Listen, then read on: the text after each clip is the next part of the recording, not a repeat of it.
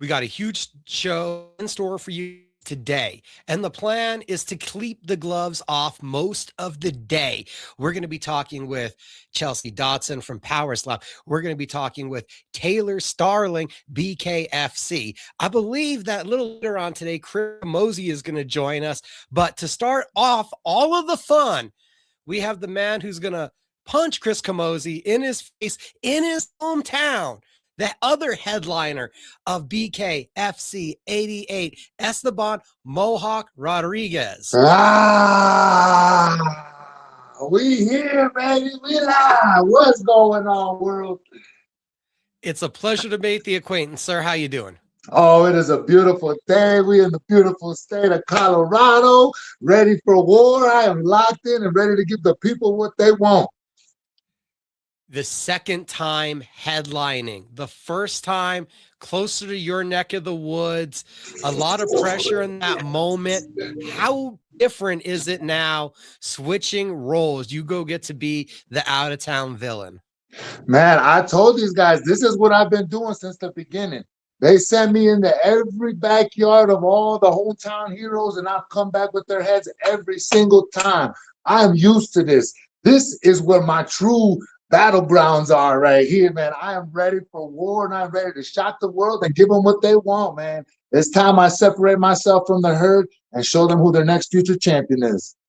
This is a fight that you literally went out and made. We saw at Ice Wars the scuffle. It caused a buff on the internet. You had people talking about it, wanting this fight, and now here it is. Oh, man. This has been a making in the works, man. This has been a long time making, and I've been busting my eyes off for this entire camp. Everything I've been doing to get to this point is for the people, and this is going to be preparing me to be able to give the world what they want, and that's the next most entertaining fighter that the world's ever seen. Well, let's talk about that. What is it about? Is it bare knuckle? Is it just getting in a fight? What makes Esteban Rodriguez and his style so explosive, so dynamic, just out of the gate? Well, I've endured almost every pain you can think of. Like now, I finally found what I was built for. This is what it's about. Now, Mohawk is out here to give the people what they want, and that's that true warrior spirit. Now I get to display what a true human is, be able to, at its natural, you know what I mean, peak what it's capable of doing. Like I've pushed through so much. I've been through so many battles. I've beaten pulmonary embolisms. I fought compartment syndrome. And like now I finally found what I am truly good at, man. And it's giving back to the people, showing my true warrior spirit, and being able to give back to the communities. From what I've been able to study and discover while looking into you, you've been an athlete, a fighter for quite a while. So when these health issues kind of start popping up and you had to deal with them, like how almost devastating is that to you? You're like, I'm an athlete, I'm fit. These things aren't supposed to happen to me. No, yes, it was the trial, man. I feel like it was that big test because it was like when I had let go of the wheel, man, and I put my faith in the man above, you know what I mean? The universe, whatever you want to call it. I bit my mouthpiece down and I started really truly having blind faith, man. And it's put me to this point now. It's every single time that I've hit those walls, I've been able to push right through them like they were never even there. What I've been able to capable of doing, like my testimony can show for itself. You don't even have to, you know what I mean, do your real research. Just look at what I've been through.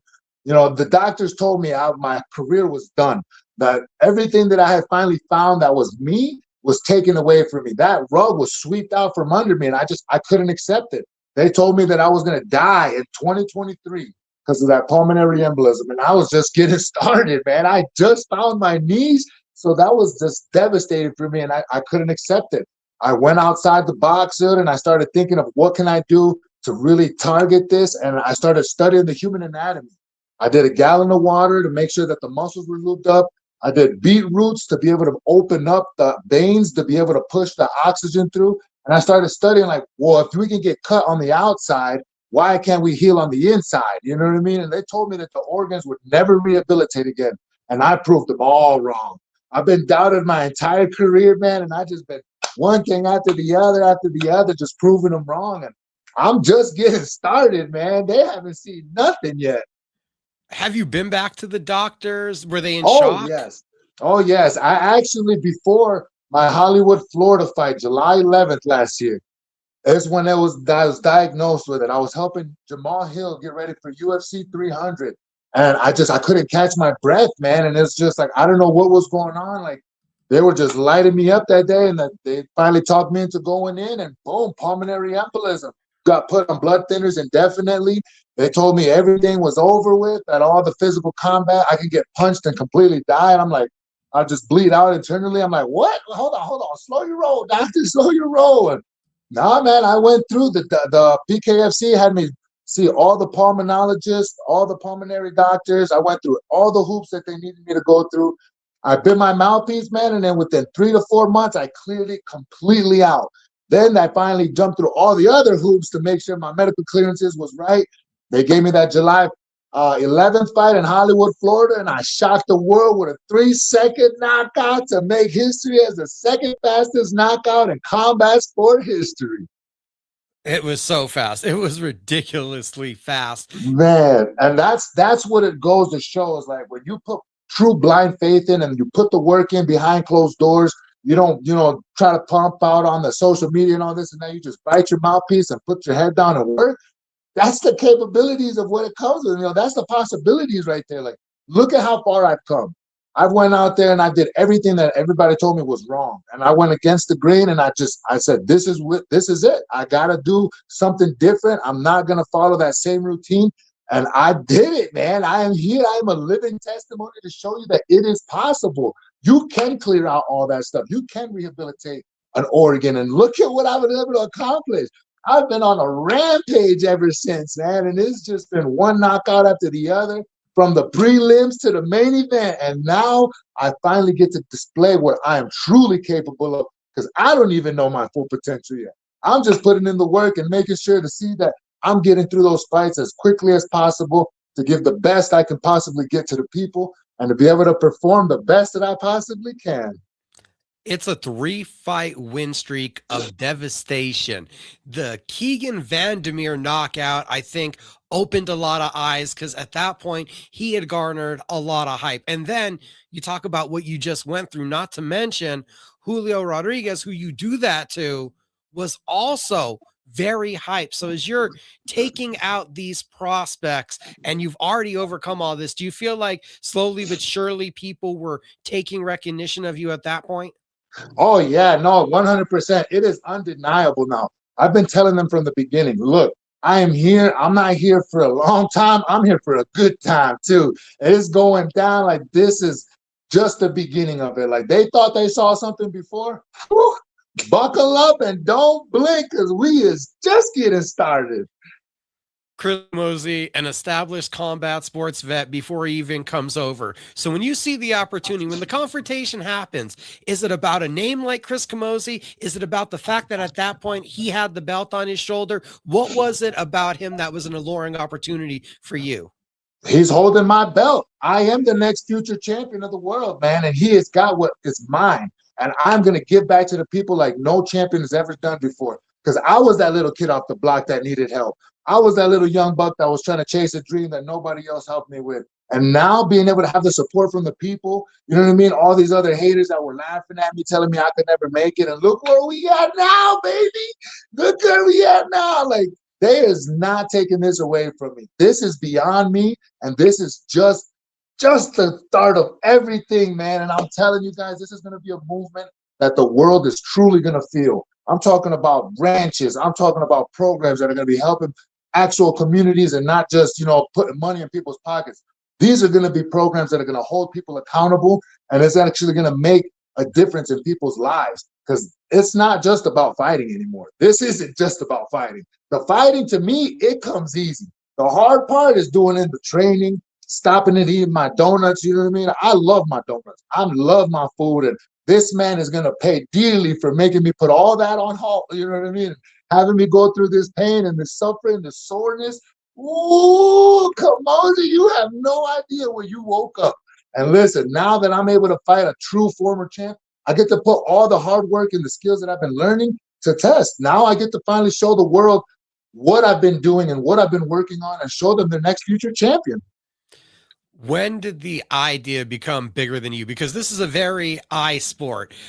I is combat sports. It's a very individualistic kind of thought process, your own goals, your own thoughts, your own journey. And when does it start to become bigger than you, that you are this dedicated and this outspoken about wanting to help others? Well, when I came to a point in my career, my professional MMA career, I wasn't able to afford jujitsu, and I had teams that were supporting me and trying to push me off into that, but it wasn't. I didn't have that commitment to jujitsu, and I wasn't able to really get that transportation back and forth. So it was difficult for me. I went 1-4 as an amateur or as a professional. They did 3 Americanas back to back, so I wasn't getting any fights, man. And I got to a dark corner, man, and I bit the barrel. And I came to a point where I had to make a choice. And that's when I started praying, man. And I just said, you know what? This is what it is. I'm going to let go of the wheel. Whatever happens, Jesus, God, universe, whatever it is, I'm letting it go. And my life is in your hands. And if I die, it's on you. And next thing you know, 3 days later, dude, 3 days later, I get contract for bare knuckle fighting championships. And I tell them, look, I'm devastated right now. I got 3 Americana losses back to back. Is that going to be an issue? They thought I was just a little young buck trying to get, easy fight, walk in the park for their hometown hero in Omaha, Nebraska. Oh, were they in for a treat, man? I went out there, and at that moment, I secured the fastest knockout after the bell in combat sport history at that moment. And it was just like something that I never knew was even possible in my life. And it was just adversity after adversity. Like, I almost lost contract because I couldn't even get shoes my size. You know what I mean? I had Amazon Prime drop out and tell me that, oh, we can't deliver the shoes on the day that I had to leave. So we ended up calling all these Dicks and all these other sporting spots that had wrestling shoes. Nobody had size 15 from Michigan all the way to Nebraska. Nobody had it in stock. And I'm like, oh my goodness, my wife was calling everywhere. And we were just hunting these things down. We had to go through Facebook Market. A guy in Cleveland, Ohio, bro, stayed until 3 o'clock in the morning to deliver me these shoes and sell me these shoes in a Walgreens parking lot, bro, at 3 in the morning. It was like some sketchy stuff, man. Like, I thought I was going to get robbed. I'm like, man, I didn't even see him walking up with the shoes. And I'm like, bro, you got the stuff? He's like, you got the money? I'm like, oh, man, this is straight up out of a movie, bro. But it ended up coming through, man, and my mans came through, and that was the beginning of the journey. I went out there, I handled business in the hometown hero's backyard, and I found out that it's just another name on the list, man. And I just started knocking them out back to back to back, and they were just feeding me the dogs, man. Like, I was getting fed to the animals, and because I didn't go through there like the tryouts, I believe it was, I was just getting fed to undefeated monsters to see who's going to take the Mohawk out first, And it was just one fight after the other fight that they were just very, very pleased with my performance. And I was showing them, look, I'm not here just to fight. I'm here to show the people what they truly want. That true gladiator fighter, you know what I mean? That somebody to truly stand up and fight for somebody, fight for something else than just a competition or just for numbers. Like, no, this is beyond all of that now, man. And I had just been on a rampage, man. It has just been one undefeated fighter after one undefeated fighter, and I'm just breaking all these oaths. Every single person that they put in front of me, I'm walking through them. And I told them from the beginning, man, I'm going to clean out the 205 division, and ain't nothing they can do to stop it. The energy, we talked about the health battle. I also know that you're very connected to the earth and also just very into the grounding and being outdoors. Has that always been something that you've been connected with, or has that been a process, something to get engaged with? Yeah, my mom actually, she was had a green thumb, man. And growing up, she was always doing things with plants. I got to work in a nursery, got to handle some things, and I started realizing the process of the carbon dioxide and the oxygen recycling and us, the way we feed the plants and the way the plants feed us. And when I started understanding that, and I started training outside because I wasn't able to afford the gyms and all that stuff, so I had to get what was free. You know what I mean? Hey, the state park down the block don't charge nothing to run them hills. Let's go. You know what I mean? And so I took advantage of all that, and I started realizing I feel better when I'm out there running. I gain wind during the end of the workout, and everything just starts to flow a lot better. You start getting the pistons going, and you're feeding your body at the same time as you're exerting all your energy. So it's just imagine a NASCAR. You know, you're running that thing and you got to stop for fuel. Imagine you don't got to stop for fuel and you just constantly have it just chugging in there. You're just going and going and going and going. That's the mentality that I have. When I'm in there and I'm out there training, I'm constantly breathing, I'm constantly recycling, and I'm constantly adding more fuel to the fire. And it has been working phenomenal. When I go to gyms, I get that burning feeling a lot quicker than what I would if I'm outside outdoors. And starting to understand that, now I'm able to really capture all of that stuff, take it back in with me, and send it to the cardio, baby, for an infinite cardio tank. Someone that's involved with the outdoors and feels that presence of nature as you do, what's it been like then, these experiences? You've gone to go to Florida, Salt Lake City, now you're there in Denver, so getting to interact with these different grounds, I'm guessing that you get these different kind of feelings, vibes, and energy from different places. No, 100%. The mountains are like nothing else. The elevation, that thinning of oxygen out here, that thin air, it's difficult to catch your breath one time. You get that lactic acid a lot quicker, and it's a lot more difficult to be able to recover quickly. So that's one reason why I also came out 2 weeks prior, to be able to try to acclimate to that and get control of that hard feeling when I'm out there pushing that pace. There's nobody that can match it. I'm the only one that's going to be able to have to match it. So I have to make sure that my tank is up there. I have to make sure that I have all cylinders running on high 100%, you know what I mean? And everything's at peak. And it has just been phenomenal. It's been working. Like, everything has been working into place. I'm starting to realize, okay, the more I breathe in, the more oxygen I can take in, the less I feel fatigued when I'm doing certain pushes and certain pressure. And I started really realizing that there's so much more to this than just, you know what I mean, going out there and fighting and just going out there and trying to prepare for a fight. Now I'm really starting to realize those neurological connections between the lungs, the heart, and the nose and the breathing nostrils, you know? It's a lot of science, a lot that you're putting into your fight camp as you're in Denver getting ready for BKFC 88. It's Friday night. BKFC Yes. app, everybody. This is a phenomenal product, so exciting. And you're one step away from, if you win here, it's automatic. It looks like unification with Alessio Sakara. I thought Chris won that fight with Alessio. When we look at Chris, I still feel like he's prime and you're fighting one of the best versions of him in this sport that we've seen. No, 100%. These guys, though, unfortunately, they're leaving their prime. I'm just getting started in my prime. So when you really look at that, like, look at the energy levels, look at their speed, look at their combinations. Yeah, they got technique. Yeah, they got, you know what I mean, experience, and they're veterans in the game. But what happens when they meet a hungry lion that's dangerous? You know what I mean? Like, I don't care about that experience. I don't care about all those numbers. When you step in the ring with me, I'm testing those true instincts. I'm going in there and I'm going to see what your true warrior spirit is. Are you going to crumble, or are you going to stand up and fight? You know, that's what I want to try to give the people. And I want to show and expose everybody out there that's truly trying to chase this, or are you just a competitor in the game? You know what I mean? And like, this weekend, we're going to test to see if Camozzi is truly a champion, or is he just a competitor? You know what I mean? Because you got athletes in this game, you got competitors in this game, then you got me. And that's a whole different level right there. And that, this weekend, he is going to feel that. There's no ifs, ands, or buts about it. I'm going to separate myself from the herd. With thinking you're the next level, that next level above, has there been evolutions to the training process with bare knuckle? You're now heading into the 6th fight that you're having with the company. So I got to figure training has definitely had to evolve from, as we saw guys started out just kind of punching things to make their knuckles harder and whatnot. How has your evolution in the gym been? Yes, I mean, like, getting into this game, like, I had MMA background, but I had no boxing experience. So I'm just getting started and I'm just learning this game. So just imagine, I started with footwork. All right, if I could start getting my footwork under me, maybe I could start moving around. Then I started learning angles. Then I started learning, you know, you can see my fights progressing differently each fight.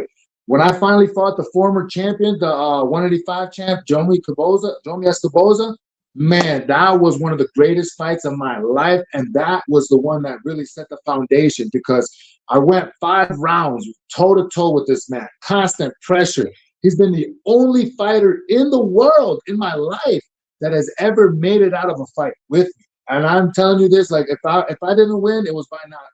And if I didn't win, it was an Americana loss, unfortunately. Now that I'm doing bare knuckle boxing, they have no choice but to answer to these. You know what I mean? So these puppies right here, when they get let loose, they let loose. You know what I mean? So he was the only fighter to push through, fight back. And once I had that loss, it broke me. I learned I can never leave it in the judges' hands again. Never again will I ever leave it in the judges' hands. Anytime that those judges come in, give them the night off, Bob. Don't even worry about it. It's going to be a quick day in the office. You know what I mean? And I went through and I've learned, you know what I mean? I went back to his gym. I learned from him and I had to start, you know what? I bit my mouthpiece and I let my ego go. And I said, I'm going to go to where I lost. And that's where I'm going to build my foundation. And dude, it has been phenomenal ever since, man. I had just been rampage, hey, fight after the night, knockout after the night. You know, another performance of the night. Like right now, I have four awards back to back to back. There is no denying this. I am the next most entertaining fighter, and I'm gonna go out there and prove it this weekend again. I'm either gonna get fight of the night, I'm either gonna get performance of the night, or we get knockout of the night. He's a former champion, so I'm hoping any one of those is coming home with us. So I'll definitely be breaking either the most punches thrown in the 205, or else I'm coming out with the fastest knockout again. Anyone ever told you the energy is infectious? Oh man, I'm just grateful to be out here doing this. Like coming from where I come from, this is unheard of. You know what I mean? People laugh at people trying to chase dreams like this. Like, come on, bro. Like, get it together. Go get a 9 to 5 real quick. Like, no. Me and my family, we buckled down and we said, you know what? We're gonna go all in. We're burning the boats, and we're gonna jump out there and just do something different. We're gonna try everything that we can. We're gonna see what's the best possibility and the best options, and we're going to take it. And we've just been learning from trial and error. And everything we've been doing has been phenomenal. It has been working, and we've got the ingredients to bake the best cake that this world's ever seen now. So now it's just time to us to get started and start baking and start heading out pieces of cake, you know? Again, I said this is a very selfish sport, and there's a lot of I in it and a lot of the sacrifice. But from everything that you say and from what we could hear, and I was having to message you, and I know the kids are around, that there's a lot of we in what you do. So what does that mean to you that as you're on this path and on this journey, and you said, hey, this is what we're going to do? It's not that you're walking this path alone. It's that you're kind of leading the way, and you turn around and there's a whole tribe behind you that believes that you are taking them in the right direction. Yeah, man, it has been, words don't even begin to explain it. Like, I started feeling emotions when I started really fighting for the people. When I started doing free programs, the training in the park, giving back to the little chimichangas that are out there trying to chase the same dream, you know what I mean? I started realizing there's a different currency to this. We really bit down our mouthpieces, man, and we just said, you know what? I want to be involved with everybody, and I want everybody else to be involved in this as well. So I started getting, like I said, my family, they started doing the babysitting so that way I can go to the gym. My wife, she made sure she buckled down and she does all my shorts, all my medicals, everything that I need to do to be able to make sure the fight, and I can focus strictly on the training. My daughter, she goes out there and she handles business, like I said, with the kids, making sure that both of us are able to go out there and handle business. And then we come back out there and we just enjoy ourselves as a family now, man. We go out there, start chasing over Pike Peaks, I believe it was. We took everybody up there, man. Everybody went up there. It was amazing. It was difficult, but it was amazing. And it brings the family together. You know what I mean? A lot of these fighters, they leave their families out. Then they deal with problems later on that, oh, you weren't there because you were training too hard, or you were never there for me because you were always working. And I don't want my kids to grow up with that. I want my kids to be able to grow up and say, damn, my dad was putting in work and he went out there and made it look easy. You know what I mean? Like, train hard to fight easy is my motto. So when these guys go out there and I get to display that and show that, it paves the way for the next generation. I become that beacon of hope, not only for my family, but for those other dream chasers out there that are truly trying to chase something. Friday night, BKFC 88. Esteban Rodriguez, appreciate you so much. Thank you for the time today. No, thank you. You guys are amazing. You guys are the MVP for putting us out there. All the people that are watching, tune in April 17th because we going to war, baby. It's going to be the most legendary fight that Colorado has ever seen. So buckle up, everybody, and don't blink.